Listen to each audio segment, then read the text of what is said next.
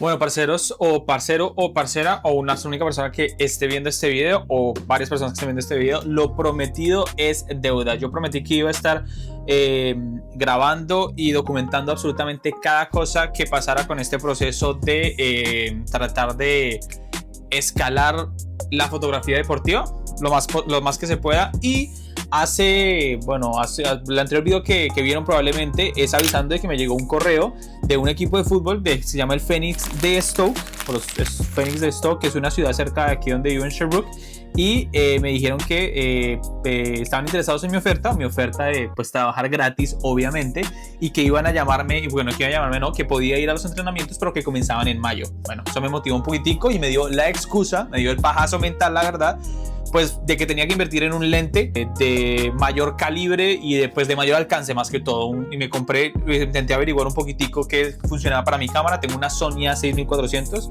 si no lo he mencionado, pues eso es lo que tengo, pero la muestro, que esta es la Sony A6400 que tengo. Ahorita estoy grabando con la DJI 3 Osmo Pocket 3, que es la que tengo también para grabar, pero con esta también grabo. Pero más que todo tomo fotos con esta. Y pues para los que saben un poquitico más, esta cámara no es tan buena en la oscuridad.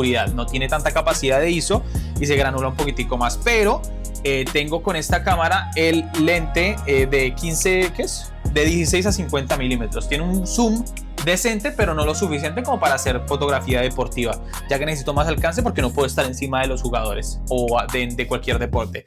Entonces, pues por ese motivo me tuve que comprar esta Tamron, que es un lente 70-300 milímetros. Tamron es una buena marca, pero sigue siendo clasificada como una marca de bajo presupuesto. Y pues me la tuve que comprar, me la tuve que invertir en esto. También invertí en un celular, un poquitico, que tengo que trabajar un poquitico, pero pues no es porque haya muchísimo dinero, sino porque era necesario para la inversión. Pronto pudo haber sido un pajazo mental para mí, por supuesto que sí, para comprarme las cosas, por supuesto que sí, porque me gusta todo esto de la fotografía y me gusta la tecnología al fin y al cabo. Pero el propósito de este video, que quería mostrar un poquitico cómo se ve el lente, la Tamron de 70-300 milímetros, pero quería mostrarles que también me acaban de llamar después de que hice el video de que me llamó ese equipo, también me contactaron por correo. Una universidad que se le dice aquí el CEGEP de Sherbrooke, que es como una mini universidad, es como una institución antes de la universidad. No sé cómo se podría equivaler a otros lugares, pero pues eso es una institución antes de la universidad, que es bastante grande, es como una universidad, digamos así, para hacerlo más sencillo.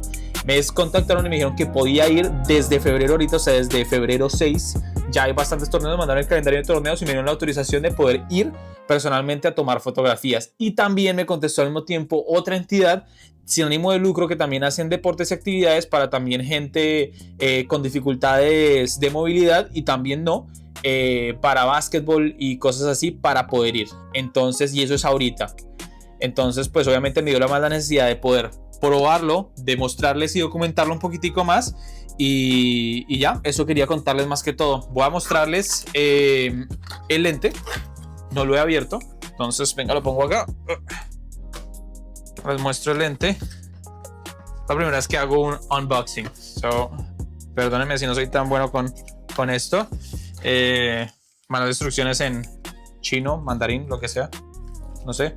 Tengo que guardar todo esto porque dice que tiene, no sé si se ve acá, voy a mostrarles acá. Tiene al parecer una garantía de 6 años, limitada, limited. Bueno, si tiene una garantía de 6 años, hay que guardar esta cajita y hay que utilizarla. Eso sí, wow, se siente, está fría esta caja por lo que la dejaron afuera y pues ahorita es invierno, entonces está haciendo bastante frío. Pero vamos a sacar esto.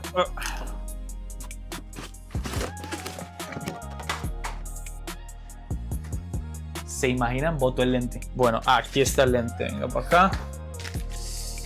Qué belleza de lente.